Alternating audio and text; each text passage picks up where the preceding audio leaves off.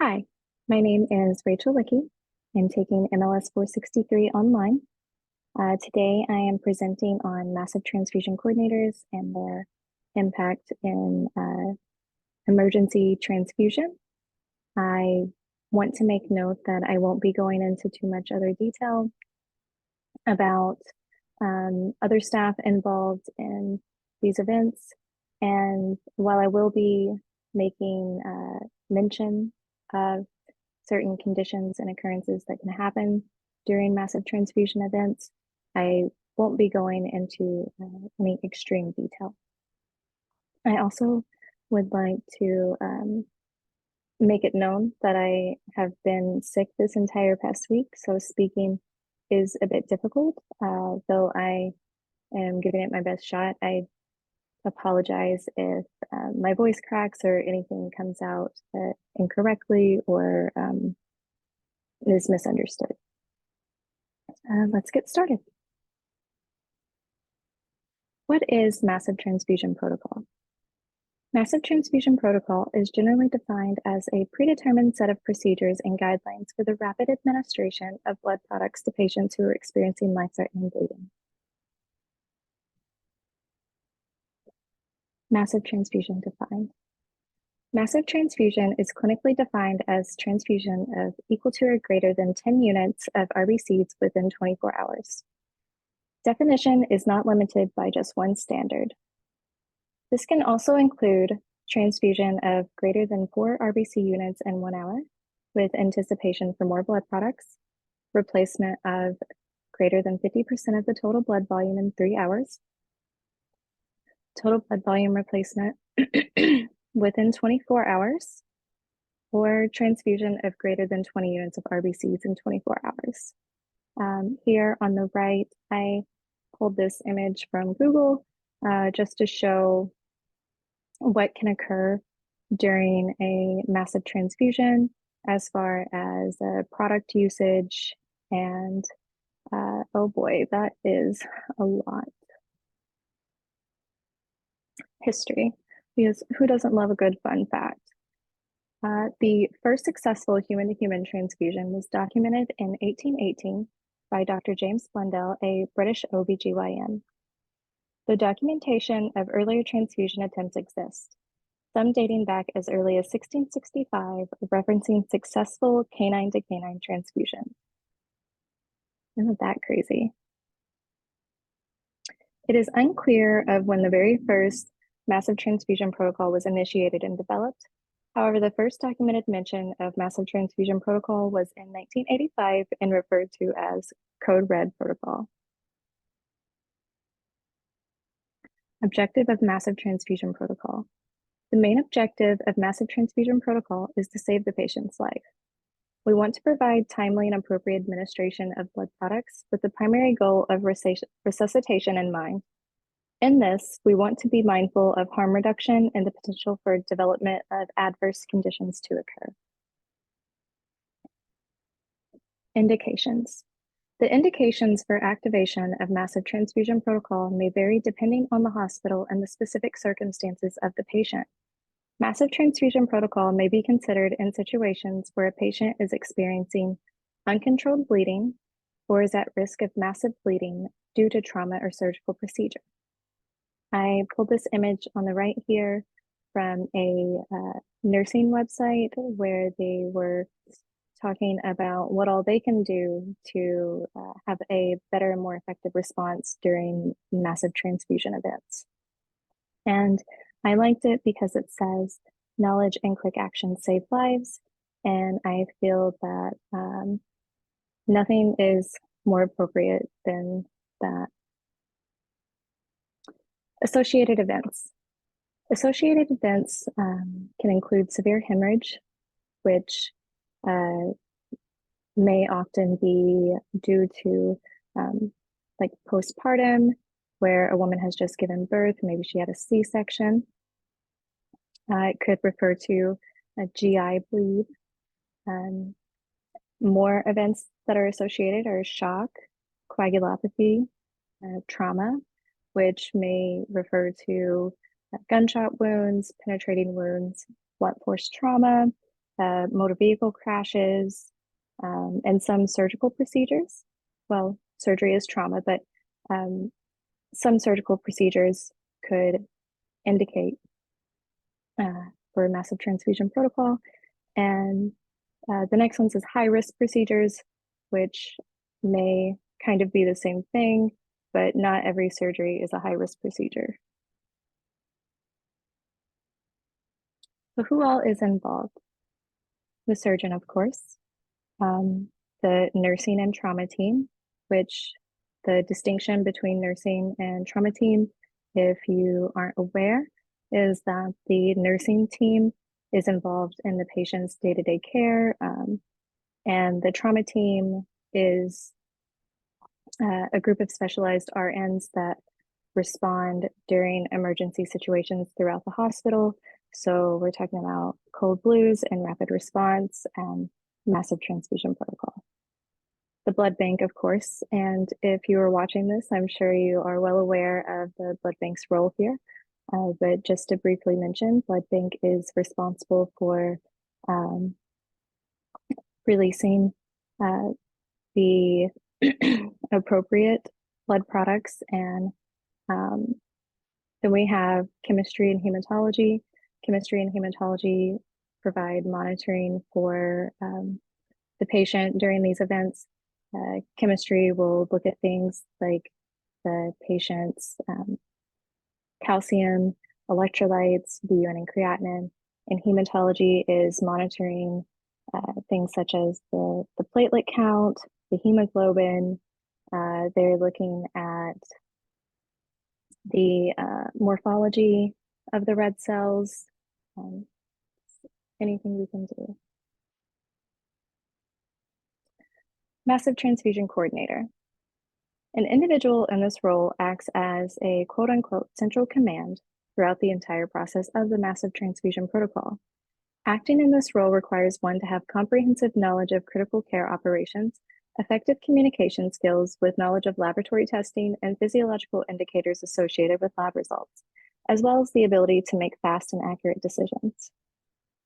One must undergo extensive training in the above-mentioned areas and regularly participate in practice drills to maintain competence. Massive transfusion protocol coordinators are typically specialized RNs, specialized in surgical trauma and critical care. They may also be ADCOs, which stands for Assistant Director of Campus Operations.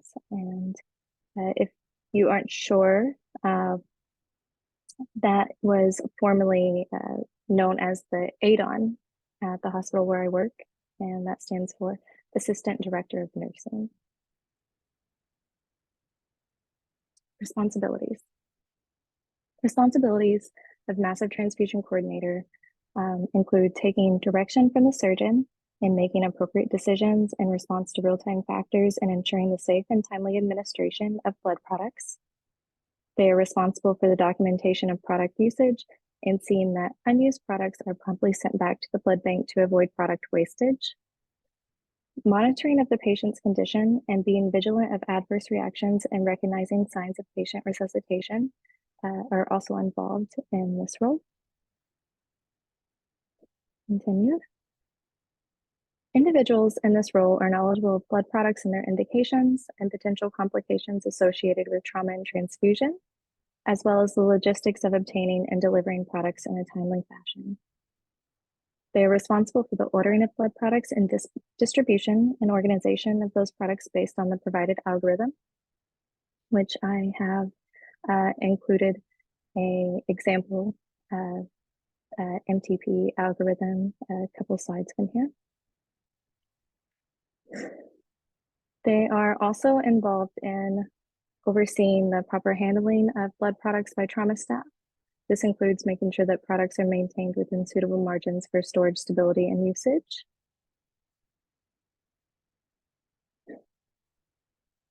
Products.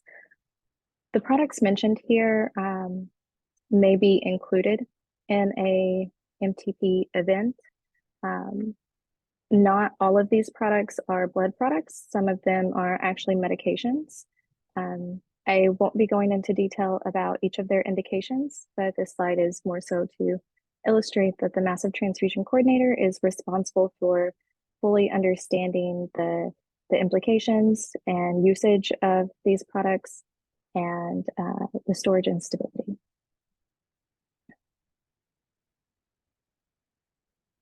Here is an example of the algorithm that I was talking about. This is the exact algorithm used at the hospital where I work. And this is the one that the Massive Transfusion Coordinator will use to guide them through the decisions that they're making for the patient.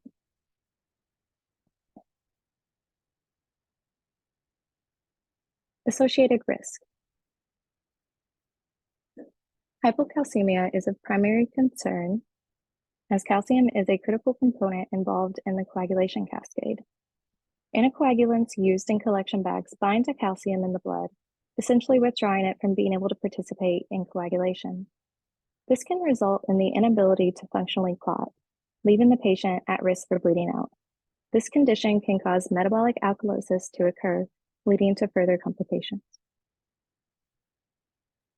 Hypokalemia may occur as a result of alkalosis. This is due to the action of hydrogen-potassium transporters that direct hydrogen ions out of the cell in an attempt to compensate for metabolic alkalosis. Transfusion-associated circulatory overload. Transfusion-associated circulatory overload, or TACO, includes any 4 of the following occurring within 6 hours of blood transfusion: acute respiratory distress, tachycardia, increased blood pressure, acute or worsening pulmonary edema, and evidence of positive fluid balance. TACO occurs when a patient is given an excessive amount of blood products, causing their circulatory system to become overwhelmed. Transfusion-related acute lung injury. Transfusion-related acute lung injury, or TRALI, is a clinical syndrome in which there is acute non-cardiogenic pulmonary edema associated with hypoxia that occurs during or after a transfusion. It is the leading cause of death from transfusion documented by the U.S. Food and Drug Administration. Specifically, an incident of TRALI includes 1 in 5,000 units of packed red blood cells, 1 in 2,000 units of plasma-containing components, and 1 in 400 units of whole blood-derived platelet concentrates. I would like to take a moment to say that this slide and the last slide are direct quotes that I've pulled from different journals, and they are not in my own words. Trauma triad of death. I found this image on Twitter by the account of Irish EMS, and it's really just to illustrate what the Massive Transfusion Coordinator is looking out for and trying to counteract during this process of resuscitating the patient. And everything is centered around severe blood loss. We have reduced coagulation and coagulopathy. This can cause an increase of lactic acid in the blood, which leads to a condition of acidosis, and that decreases the performance of the heart, and this all leads to hypothermia, which cycles back into coagulopathy. Lab monitoring. So the Massive Transfusion Coordinator is responsible for overseeing the patient's condition, their physical condition, and they are also responsible for overseeing their condition via lab results. So we have chemistry, where blood gas, lactate, ionized calcium, electrolytes, magnesium, BU and creatinine, those all are measured and accounted for. In hematology, we'll do a CBC SANS differential, which would just be the hemogram, though a differential may well, not necessarily be helpful, but the RBC morphology can be very helpful, which is typically done with a differential. So we were looking at the patient's hemoglobin, their hematocrit, their RBC count, and platelets primarily. And coagulation, we are monitoring the patient's prothrombin time and INR. We are monitoring their PTT, fibrinogen, and TEG, which is short for thromboelastography. And that is something that the surgeon and the critical care team can monitor in real time in the OR. Hemostatic targets. So this is just a list of what the Massive Transfusion Coordinator is trying to achieve within the patient's condition. So we've got a mean arterial pressure of 60 to 65 millimeters of mercury, as well as a hemoglobin between 7 and 9, which is still extremely low, an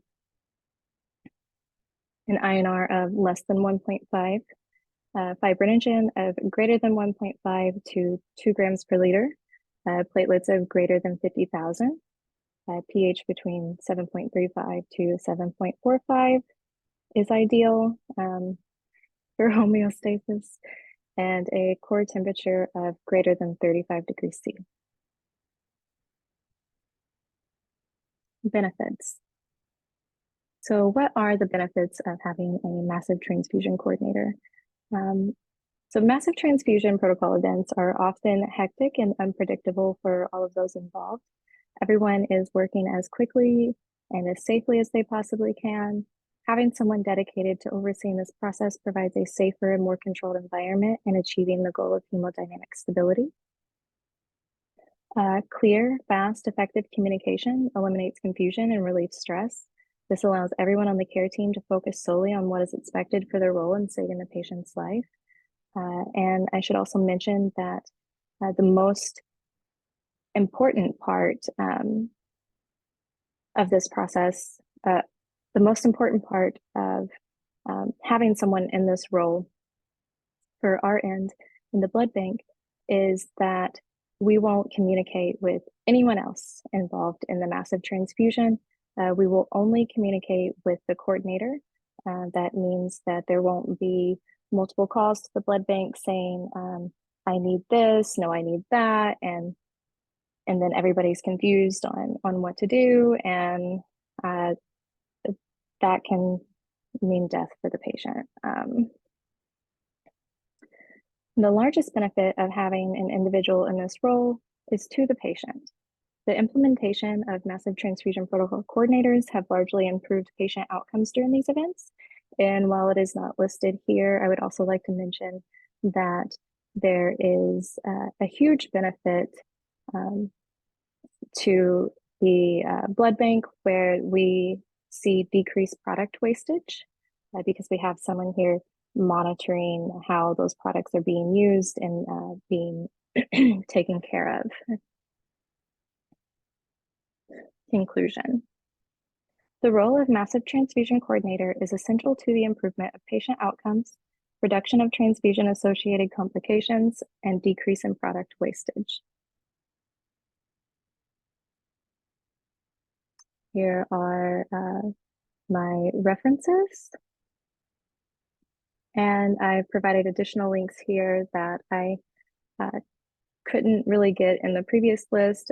These are all PDF links to some of the information that I've referenced, including the massive transfusion protocol algorithm. The end. Thank you for listening.